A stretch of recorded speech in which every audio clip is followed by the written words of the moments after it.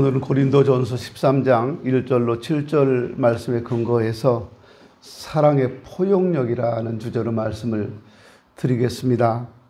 우리가 성경을 통해서 배우는 하나님의 사랑은 상황에 따라서 변하는 사랑이 아닙니다. 하나님의 사랑을 가장 많이 닮은 것이 아마 부모님, 자녀를 향한 부모님의 사랑이 아닌가 생각이 되는데요. 자녀를 향한 부모님의 사랑은 거의 절대적이라고 할 수 있습니다. 그 자식이 똑똑하고 영리하고 잘나서가 아니에요. 뭐 그런 말할 것도 없지요. 근데 못나고 말썽꾸러기라고 할지라도 그 자녀를 향한 부모님의 사랑은 변하지 않습니다. 그 자식이 온전하게 태어나지 못했을 경우 부모가 받는 고통은 말할 수 없겠지요. 그럼에도 불구하고 포기하지 않고 끝까지 그 고통을 짊어지고 가는 것, 이것이 부모님의 사랑입니다. 얼마 전 TV를 보니까 90이 넘은 어머니가 60이 다 돼가는 아들하고 살아요. 아들은 지적 장애가 있어요. 엄마가 물어요. 너 몇 살이지? 몰라. 엄마가 가르쳐 줍니다. 너 56살이야.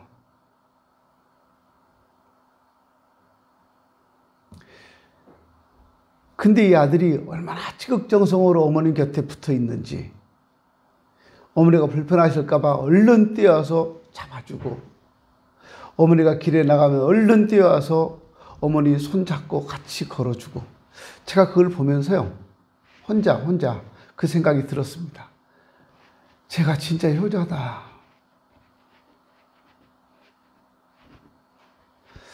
잘난 놈들, 똑똑하다는 자녀들은 다 멀리 가서 지네들끼리 잘 사는데, 저렇게 지적장애가 있어서 어머니가 돌봐주지 않으면 안 되는 아들, 그 아들은 엄마 곁에서 끝까지 90이 넘은 어머니랑 함께 사는 걸 보면서 얘가 진짜 이 사람이 효자구나, 그 생각을 해봤어요. 엄마하고 계속 따라다녀요. 56살 된 아들이. 근데 전 그게 나빠 보이지가 않았어요. 그 모습이 되게 좋아 보였어요. 근데 진짜 마음 아팠던 것은 그 어머니가 아들 손을 잡고서 하시는 말씀이, 엄마가 죽어도, 엄마가 이 세상에 없어도 너 잘 살아야 된다.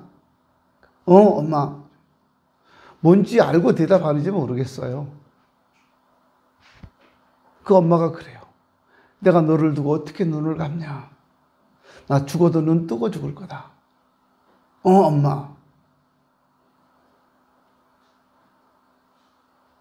되게 웃기는 장면인데 되게 슬펐어요.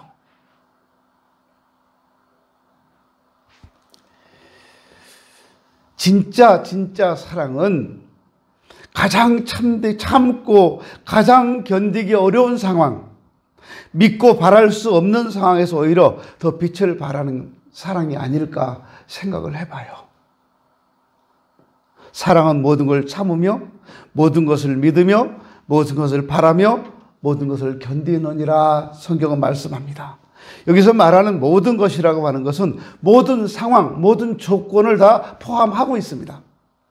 결국 이 말 속에는 좋은 조건, 좋은 상황만이 아니라 아주 안 좋은 조건, 극단적으로 안 좋은 상황까지도 다 포함해서 하는 말이에요. 좋은 조건, 좋은 상황에서 사랑한다고 하는 것은 아무 문제가 없습니다. 누구나 할 수 있어요. 예쁜 사람을 예쁘다고 말할 수 있고, 건강한 사람을 건강하다고 말할 수 있고, 할 수 있어요. 사랑할 만한 걸 사랑한다고 하는 것은 누구나 할 수 있는 자연스러운 일입니다. 자연스러운 거예요, 그건요. 그러나 사랑하기 어려운 걸 사랑한다고 하는 것은 누구나 할 수 있는 일이 아니에요. 문제가 있는 상황, 병들었거나 말썽꾸러기거나 정신적인 장애가 있는 사람을 끝까지 돌보며 사랑할 수 있는 사람은 아마 그 부모님밖에 없을 겁니다.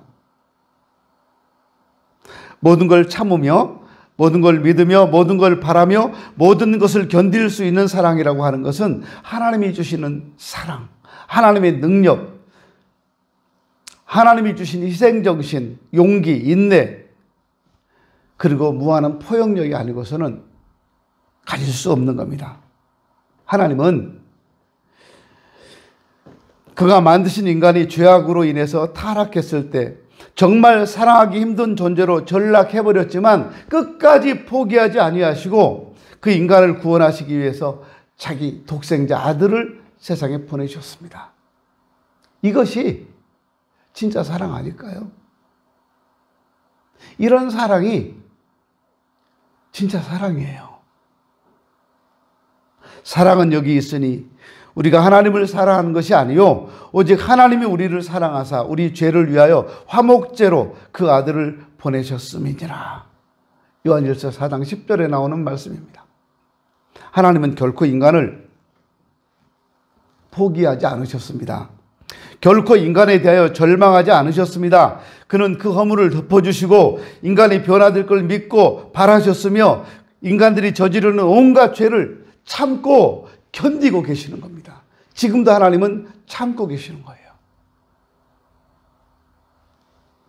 여기에 하나님의 위대한 사랑이 있습니다. 이런 하나님의 사랑을 우리가 깨달아 알고 우리도 그 사랑을 배워야 한다는 것이 성경이 말씀하고 있는 가르침입니다. 그러므로 하나님의 사랑은 대단히 낙관적이고 긍정적인 것입니다. 최악의 경우에 있어서도 결코 포기하지 않고 끝까지 변화의 가능성을 믿고 기다려주시는 것이 하나님의 사랑이에요. 그럼 우리가 해야 될 사랑이 바로 그런 사랑이에요. 자녀나 배우자나 이웃에 대해서 여러분 포기하고 싶을 때 있으시죠? 아, 다 싫다. 다 싫다. 그냥 다 끝내고 싶다. 세상도 싫다. 여러분 그런 생각 안 드세요? 그런 생각 든 적이 없으세요? 저는요, 많아요. 목사님이 무슨 그런 생각을 하십니까? 목사도 사람이에요. 할 수 있어요. 제가 조금 전에 우리 장로님이랑 교회 문 앞에 서서 장로님하고 그랬나요? 다른 분하고 했나요? 이춘하고 사님하고 얘기했나요? 골목을 저쪽 골목을 보면서요. 예배 시간이 됐는데 왜 이렇게 골목이 썰렁하냐 그러면서 저 양쪽 골목에서 쫙 밀려오듯이 그렇게 교회로 왔으면 좋겠다. 그렇게 와야 되는데 왜 골목이 이렇게 한가한 거야? 제가 그랬어요. 주일 아침마다 여러분들을 기다리고 있는 하나님의 마음을 아세요? 주일 아침마다 여러분들이 기다리고 있는 목사의 마음을 아세요? 주차할 자리가 혹 없나? 그래서 여기저기 찾아다니고 자리 있으면 얼른 갔다가 우리 차로 막아놓고 교회 주차장은 비워놓고 늦게 오시는 분들 지각하시기 아주 아슬아슬 오시는 분들을 위해서 주차장을 비워놔요. 근데 조금 이따 가보면 금방 차 있어요. 일찍 오신 분들이 순서대로 돼버리니까 차 내지 마세요. 그럴 수도 없고 주차장은 좁고 먼저 와서 된다는데 누가 뭐라 그래요? 억울하면 일찍 오라는데.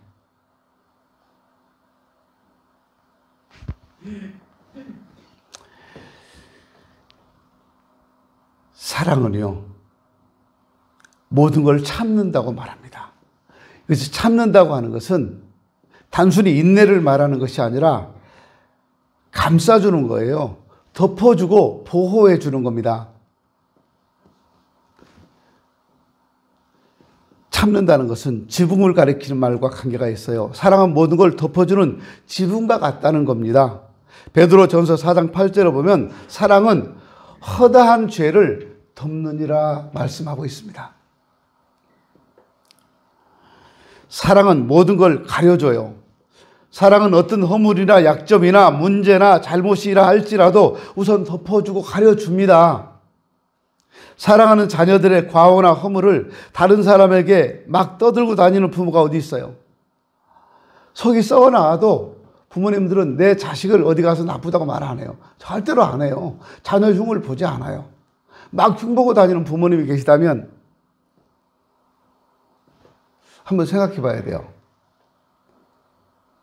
진짜 내 자녀라면 흉 안 봐요.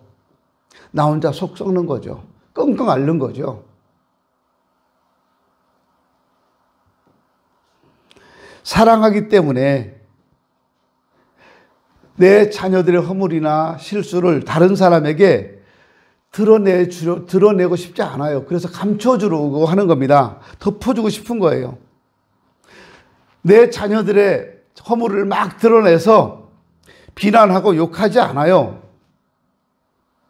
그러나 사랑은 그 비리를 용납하고 그 잘못을 용인하는 것이 아닙니다. 자식의 잘못을 밖에 얘기하지 않는다고 해서 자식의 모든 잘못을 부모가 용서하고 있는 건 아니에요. 오히려 그 자녀를 채찍질하고 바로 잡아주기 위해서 온갖 노력을 기울이는 겁니다. 이것이 진짜 사랑입니다. 사랑하기 때문에 채찍을 드는 거예요. 사랑하기 때문에 회초리를 드는 거예요.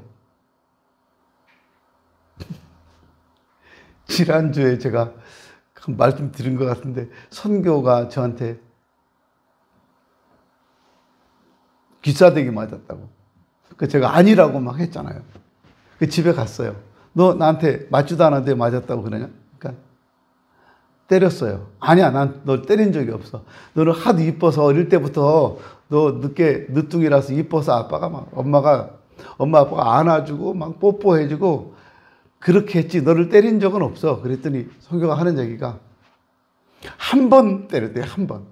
그래서 한 번은 어떻게 때렸는데? 그랬더니 차에 탔는데 이렇게 하다가 딱 맞았다는 거예요. 제가 일부러 딱 때린 게 아니라요. 뒤를 돌아가 이렇게 하다가 맞았대요. 여기가 뒤통수 있는 데가. 야, 그게 때린 거냐? 그랬더니 난 맞았으니까 그래요. 아, 때린다고 하는 건 진짜 때리기 위해서 딱 똑바로 서 이 악물어 이렇게 때려야 때리는 거지. 아빠가 운전하려고 차에 있다가 뒤에 타는 아들 오라고 이렇게 하다가 툭 건드려준 거 가지고 맞았다고 하면 되게 억울했어요, 제가요. 그 지금은 제가 못 때려요, 성교를. 성교가 저보다 힘이 더 세요. 제가 이렇게 한번 가끔씩 때려봐요, 어깨를. 힘을 딱 줘요. 그러면 요즘 운동해서 그러는지 딱딱해요. 여러분 관심 있으면 이따가 만져보세요, 성교. 얼마나 단단한지. 박정희 씨 한번 만져봐, 성교. 성교 힘 빼고 또 이렇게 가만히 있는 거 아니에요, 흐물흐물? 단단해? 흐물흐물해? 단단해요. 엄청 단단해요. 제가 생각할 때 우리 교수 제일 단단할 거예요. 엄청 단단해요. 그래서 지금 때리면 내 손이 아프니까 때릴 수도 없어요, 이제는요. 그냥 억울할 뿐이에요, 나는요. 근데 좋잖아요. 아들이 건강하게 운동하니까. 사랑은 다 참는다는 거예요. 사랑하기 때문에 근데요, 묻어두는 것이 아니라 채찍을 드는 거예요. 그 채찍을 들어서라도 바로 잡아주고 싶은 거예요. 사랑은 모든 걸 감싸주지만 다 용납하는 것은 아닙니다. 사랑은 다른 사람의 죄와 허물을 덮어주면서 동시에 그에 대한 책임을 지는 겁니다. 하나님은 인간의 모든 죄를 자신이 감당하셨어요. 그리고 그 허물을 덮어주셨어요. 감싸주는 사랑은 안의 것을 드러내지 않고 해결하는 데 머무는 것이 아니라 밖으로부터 오는 공격에서 보호해 주는 것도 의미합니다. 암탉이 병아리를 날개 아래 감싸줌으로 보호해 주는 것처럼 사랑은 온갖 공격과 비난의 화살로부터 사랑하는 자들을 보호해 주고 감싸 주는 겁니다.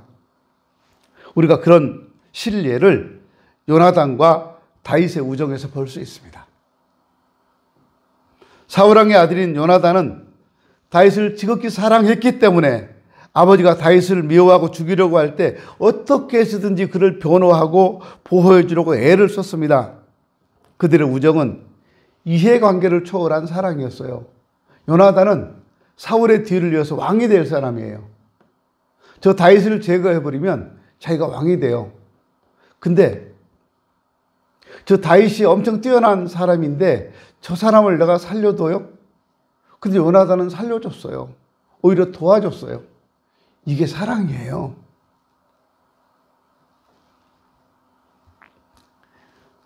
훗날 다윗이 왕이 되었을 때 요나단의 아들 무비보셋을 죽을 때까지 다윗이 지켜줬습니다. 요나단에 대한 우정에 보답한 겁니다.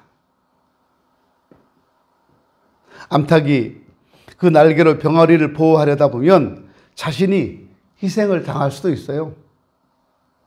덮어주는 사랑, 감싸는 사랑은 자신의 희생을 바탕으로 이루어질 수밖에 없다는 겁니다. 모든 것을 감싸주는 사랑은 결국 자기 희생이에요.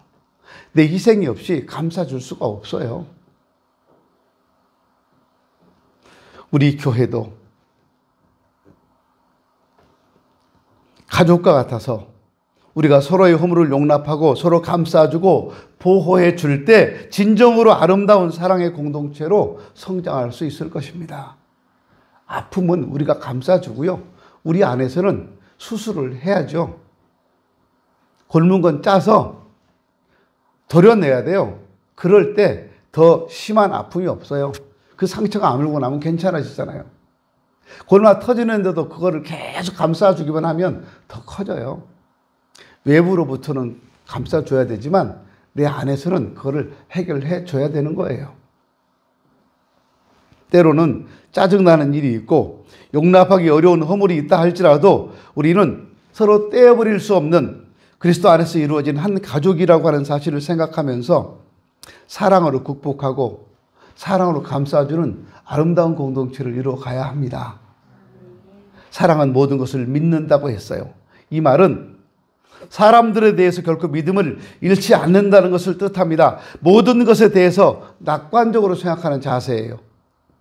사람들이 아무리 악해도 하나님께서 결코 저들을 포기하지 아니하시고 구원하신다는 믿음을 갖고 사람을 대하는 자세가 바로 사랑입니다. 우리는 쉽게 이 믿음을 포기할 때가 많습니다. 우리는 다른 사람의 변화를 기다려주지 않아요. 쉽게 판단하고 쉽게 포기하고 말아요. 요즘 젊은이들이 진짜 많이 결혼했다가 갈라서고 그래요.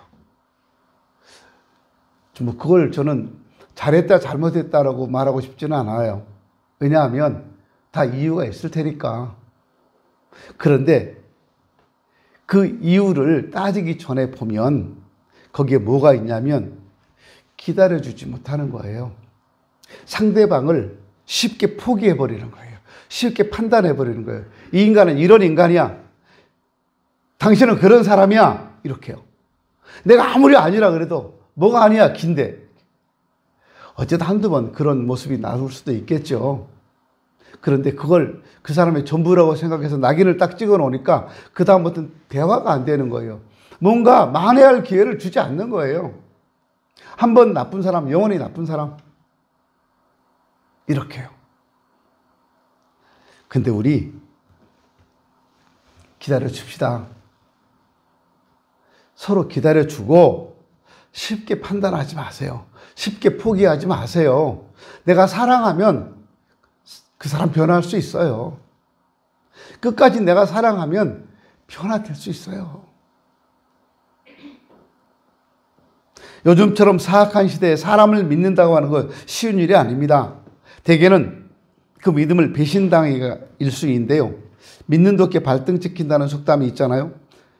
믿었던 사람에게 배반당하기 쉬운 것이 오늘 우리가 사는 사회입니다. 그래서 우리는 사람을 믿지 않아요. 모든 사람을 일단 의심의 눈으로 바라봅니다. 가족관계에 있어조차도 가족끼리도 서로 신뢰하지 못하는 그런 괴로운 일이 참 많아요. 부모가 자식을 믿지 못하고 일일이 그 행동을 감시하려고 한다면 그것처럼 고통스러운 일이 어디 있겠습니까? 사랑은요, 믿어주는 거예요. 서로 신뢰하는 거예요. 자식을 믿어주는 겁니다. 남편을 믿어주고 아내를 믿어주고 형제를 믿어주는 거예요. 그가 때로 잘못을 했다 할지라도 그 잘못 때문에 그 사람에 대한 신뢰를 포기해서는 안 됩니다.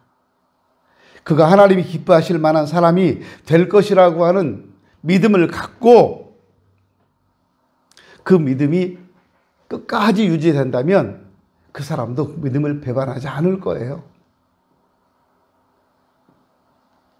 모든 것을 믿는 사람은 때로 손해를 볼지도 모릅니다. 그러나 손해보는 것보다 얻는 것이 더 많을 거예요. 사람에 대한 믿음을 갖는 사람은 항상 마음이 편합니다. 모든 것에 대하여 감사한 마음을 가질 수 있어요. 사실 사람에 대한 신뢰는 하나님에 대한 신뢰에 바탕을 두고 있는 것이기 때문에 그 신뢰를 통해서 손해본다 하더라도 하나님께서 채워주실 것입니다. 아무것도 염려하지 말고 오직 모든 일에 기도와 간구로 너희 구할 것을 감사함으로 하나님께 아뢰라. 그리하면 모든 지식에 뛰어난 하나님의 평강이 그리스도 예수 안에서 너희 마음과 생각을 지키시리라. 빌립보 4장 6절 7절에 나오는 말씀입니다. 모든 걸 믿는다고 말할 때 아무 판단 없이 아무 지혜 없이 믿는다는 걸 말하는 것이 아닙니다. 무엇이 악한 것이며 나를 걸려 넘어지게 하려고 파놓은 함정이 무엇인가를 분별하는 지혜를 갖지 못했다고 하는 것은 어리석음에 해당됩니다. 믿음은 어리석음과는 구별되어야 됩니다. 나에게 사악하게 행동하는 사람이 있을지라도 그에 대한 믿음을 잃지 않는 것이 바로 사랑이에요. 모든 걸 믿는다는 것은 결국 하나님께서 주신 모든 것을 주관하시고 특별히 그를 사랑하는 자에게 모든 것이 합력하여 선이 되게 하신다는 사실을 믿는 거예요. 사랑은 모든 걸 믿는 겁니다. 사랑은 모든 걸 또 바란다고 했어요. 모든 일에 긍정적인 면을 바라보고 실망하지 않는 걸 말합니다. 이것은 끊임없이 미래를 내다보는 사람의 성품이에요.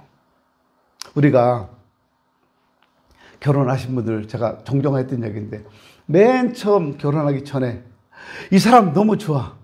결혼하고 싶어요. 그냥 마음이 가요. 마음이 가는데 어떻게 해요? 그러면 온갖 좋은 말로 가문이설로, 가문이설은 표현이 좀 이상하긴 한데 상대방에게 다가갑니다. 잘 보이려고 별짓 다 해요. 근데 결혼하고 나면요. 집토끼 됐나요? 결혼하고 나면요. 결혼 전에 했던 대로 안 하잖아요. 내가 이 사람 좋을 때 결혼하고 싶을 때는요. 상대방이 화가 나게 해도요.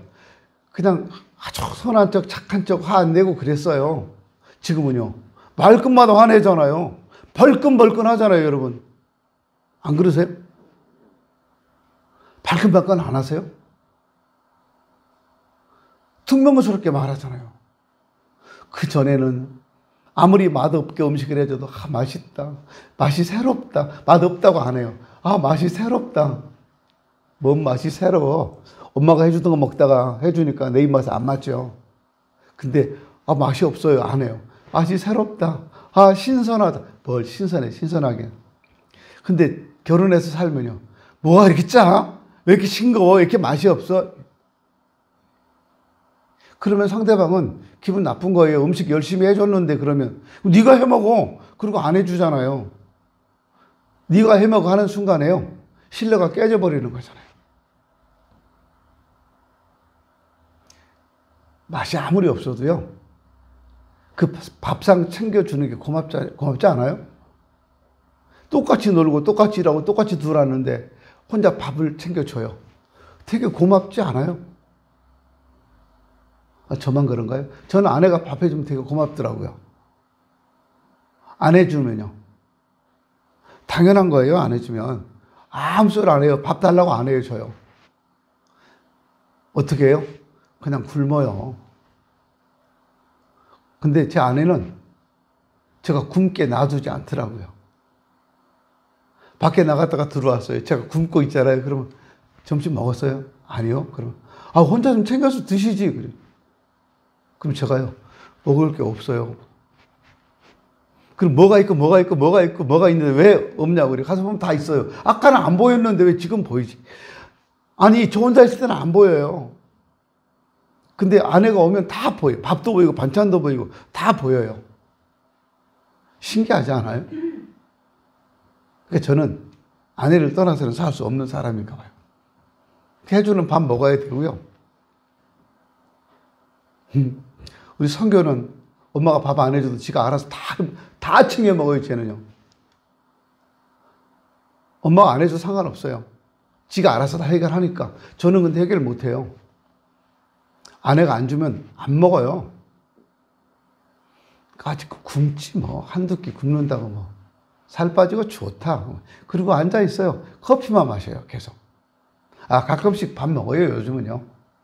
제가 하도 안 먹으니까 제 집사람이요. 눈에 바로 띄게 반찬도 다 해놓고 나가요. 그리고 나갔다가 들어오면 먹었는지 안 먹었는지 확인해요. 제가 먹었다고 해도 어떤 때는 안 먹었다고 그러더라고요. 그대로네? 그래요. 먹었어요.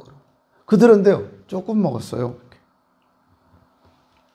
사랑은요, 모든 걸 바란다고 했어요. 일에 긍정적인 면을 바라보고 실망하지 않는 걸 말합니다. 끊임없이 미래를 내다보고 살아가는 사람의 성품이에요. 이 역시 하나님의 구원의 역사에 대한 신앙을 바탕으로 한 겁니다. 하나님께서 마침내 모든 세상을 변화시켜서 하나님 나라로 만들 것이라고 하는 믿음에 근거할 때 우리는 모든 걸 바랄 수 있는 겁니다. 믿음을 잃지 않는다는 사실과 같은 거예요. 믿음과 소망은 사실상 별개의 것이 아닙니다. 믿음에서 소망은 우러나게 돼 있어요. 저걸 언제까지 참고 기다려야 돼. 근데 참고 기다려 보세요.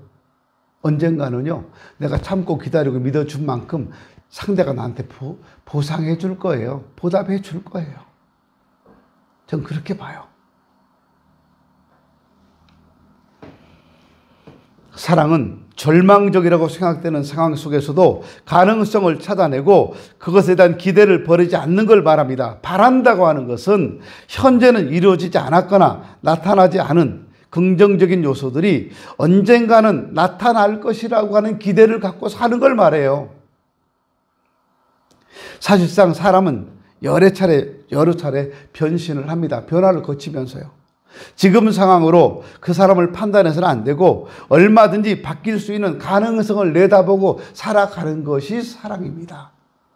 저 사람이 지금 주머니에 돈이 없으니까 그렇지. 돈만 있으면 나한테 참 잘할 거야. 저 사람이 몸이 약해서 그렇지. 건강하면 잘할 거야. 이런 믿음으로 사십시오. 그럼 언젠가 건강해질 테고 언젠가 주머니에 돈도 들어갈 테고 그러지 않을까요? 싹이 노래. 될성 부른 나무는 떡잎부터 알아봐. 이런 속담처럼 너무 일찍 사람을 단정적으로 판단해버리는 것은 성경적인 사랑이 아닙니다. 하나님은 무한한 가능성을 주셨습니다. 하나님의 사랑은 결코 인간을 포기하지 않고 기다리시는 겁니다. 교도소에 있는 사람들 가운데서 얼마나 많은 사람들이 예수 믿고 새로운 사람으로 거듭나고 있습니까? 극악무도한 살인 강도가 변해서 전도자가 되었다는 얘기를 우리 종종 듣습니다. 그러므로 사랑한다는 것은 포기하지 않고 기도하면서 하나님께서 기뻐하시는 사람이 될 것을 바라며 기다린다고 하는 것을 말합니다. 우린 지금 다 불완전한 상태에 있는 사람들이잖아요. 우리 중에 완벽한 사람 누가 있겠습니까? 제가 성교한테요, 얼굴을 보면서 막 혼자 웃고 있더니 왜 웃어요? 그래서 너네 코가 자라다가 말았냐? 그랬더니 씩 웃더니 아빠는 왜 키가 자라다가 말았어? 그래요. 그래서 막 웃었습니다. 둘 다 자라다가 말았어요. 불완전해요. 코는 현대과학으로 세울 수 있지만 키는 현대과학으로 못 키우죠? 키우나요? 요즘 키도 크게 하더라고요. 그냥 웃었어요. 우리 불완전한 사람들이잖아요. 그러므로 다른 사람을 쉽게 판단하고 포기할 것이 아니라 함께 변화할 걸 기다리면서 기대하는 것, 이것이 사랑이에요. 사랑은요, 모든 걸 견딘다고 했어요. 여기 견딘다는 말은 뭐뭐 아래서 버틴다, 뭐뭐 아래서 남아난다는 뜻입니다. 이 말은 맨 밑바닥까지 떨어져서 그 위에 무거운 짐들이 막 누르고 있는데 그럼에도 불구하고 그 상황 속에서 버텨내고 견뎌낸다는 거예요. 이것이 뭐라고요? 사랑이라고요. 사랑은 최악의 경우에도 포기하지 않고 견뎌내는 걸 말합니다. 입에서 막 욕이 막 튀어나오는데도 꼴 보기 싫어서 이 인간 정말 보기 싫어 죽겠는데도 끝까지 참고 참아내는 것, 버텨내는 것, 이것이 사랑이라니까요. 그럴 때 회복되는 거예요. 그럴 때. 솔직히 처음 결혼하기 전에 만날 때 그 좋은 감정으로 결혼해서 평생 사는 사람이 있나요? 안 그래요. 살다 보면 소 닭 보듯이 그냥 그냥 아무 생각 없이 사는 사람 되게 많아요. 결혼해서 사니까 그냥 사는 거예요. 아침 눈 떠서 일터로 나가고 저녁 때 집이니까 들어가고 주는 밥이니까 먹고 안 주면 말고 그리고 저녁 때 되면 잠자고 아침 되면 또 출근하고 이렇게 사는 분들 되게 많아요. 눈 뜨자마자 사랑해 사랑해 사랑해 막 잠들 때까지 사랑해 계속 따라다니면서 사랑해. 그거 제정신 아니에요. 그런 사람이 있다면. 우리 그렇게 안 살아요. 그런데도 처음 사랑해서 결혼했을 때 그 마음, 그 감정이, 그 감동이 있으니까 사는 거예요. 지금 싫어도요, 그때를 생각하면. 저는 제 아내 손이 너무 이뻤어요. 결혼 전에요. 손 보고 결혼했어요. 아주 이뻐서 손 예쁜 여자를 좋아했거든요. 그래서 저 결혼 전에도요, 결혼하고 난 후에도 제가 아내랑 갈 때 항상 손 잡고 다녔어요. 손 잡는 게 너무 좋으니까. 근데 언젠가 최근에 그 손을 보니까 제가 봤을 때 그 손이 아니에요. 제가 기억하고 있는 아내의 손이 아니에요. 손이요, 쭈글쭈글해졌고 탄력도 죽었고 주름도 많이 생겼어요. 아, 이 손이 아니었는데 그 손은 어디 갔을까? 어디 갔을까요, 여러분? 그 손은요, 제 마음에만 있는 거예요. 그 손, 20대 때 그 손이 지금도 남아있다면 잘못된 거죠. 세월 속에 그 손은 변해버렸어요. 그런데도 제가 그 손을 잡으면서 혼자 가만히 생각해 봤어요. 나랑 살면서 이렇게 변했구나. 속으로 말은 안 했어요.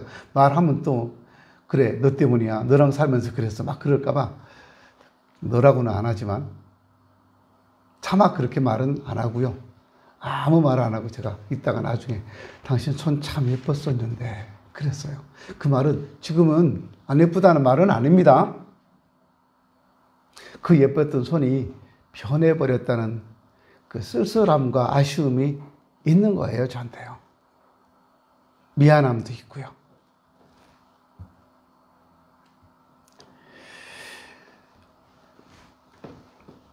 아무리 밖으로부터 오는 고통의 압력이 거세다 할지라도 굴복하지 않고 이겨내는 힘, 이것이 사랑입니다.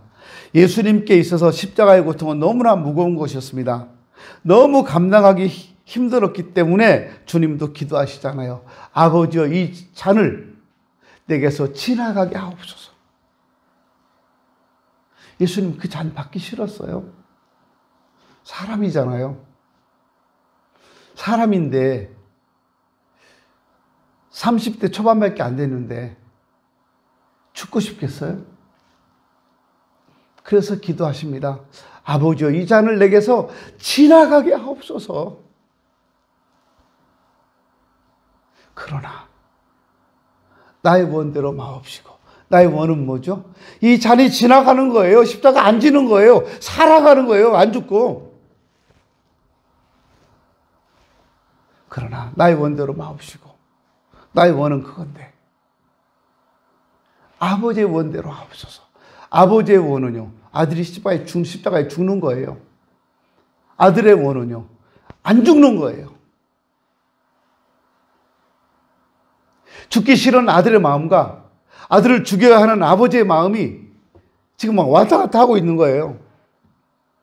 그 속에서 아들은 아버지의 뜻을 선택합니다. 이것이 사랑이에요. 이것이 순종이에요, 여러분.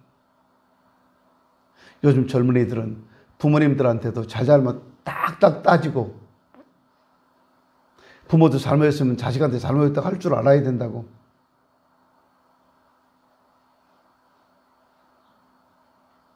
그건 사랑하지 않아서 그래요. 사랑한다면요, 그냥 묻어둘 수 있어야 되고 지나칠 수 있어야 되는 거예요. 부모는 아무리 잘못해도 된다는 뜻이 아닙니다. 부모님들도요, 잘못했을 경우에는 자녀들에게 미안하다고 해요. 근데 부모님이 생각할 때 잘못이 없어요. 난 잘못하지 않았어요. 나는 그걸 잘못이라고 생각하지 않아요. 자녀는 그게 잘못이라고 생각해요. 그러면요, 상충되잖아요. 그게 뭐가 잘못이야? 그랬을 때 자녀는 잘못이잖아요 해요. 그럼 누가 양보해야 될까요? 두 사람이 다 같이 양보해야 되잖아요. 같이 묻어두든지 같이, 어디 한쪽만. 그렇다고 자녀가 부모님 먼저 사과하세요. 그것이 옳을까요? 뭐 틀린 말도 아닌 것 같은데 옳은 것 같지 않아요, 제 부모 입장에서. 세상이 그래요.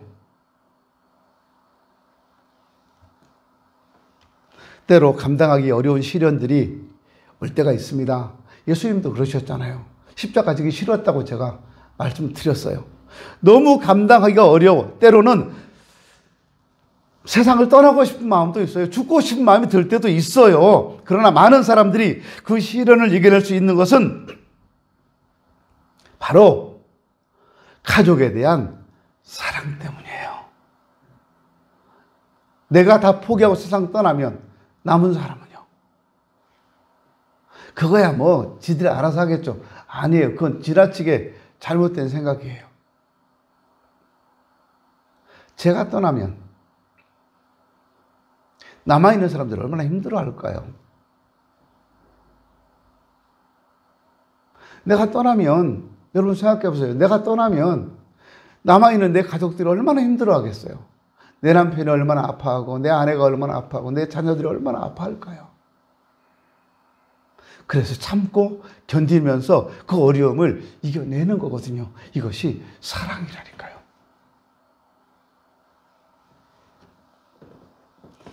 사랑은 어떤 압력이라도 이겨낼 수 있는 놀라운 능력입니다. 많은 우리의 신앙의 선조들이 무서운 박해를 견디면서도 끝까지 굴하지 않을 수 있었던 것은 하나님을 사랑했기 때문이었습니다.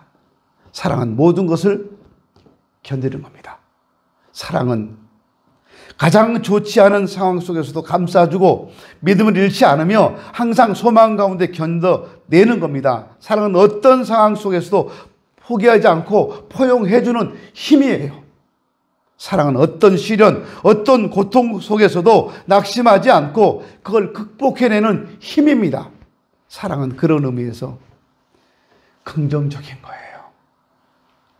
하나님은 타락한 인간을 결코 포기하지 않으시고 사랑으로 구원하셔서 새롭게 하셨습니다. 그 사랑에 근거해서 우리도 모든 걸 참으며 모든 걸 믿으며 모든 걸 바라며 모든 것을 견딜 수 있는 겁니다. 오늘 우리의 가정이나 우리의 사회를 변화시킬 수 있는 힘이 뭐겠습니까? 하나님의 사랑밖에 없습니다. 하나님이 우리에게 주신 사랑밖에 없습니다. 우리가 사랑을 갖고 감싸주고 믿고 바라고 견딜 때 우리 가정이 편하고 자녀들이 편하고 부모님 편하고 내 남편이 편하고 내 아내가 편하고 사회가 변하게 되는 겁니다. 모든 것을 포용할 수 있는 하나님의 사랑, 모든 걸 품어줄 수 있는 하나님의 이 사랑을 여러분 삶 속에서 꼭 실천할 수 있기를 바랍니다. 그때 여러분은 가장 아름다운 사람이 될 것입니다. 기도합니다.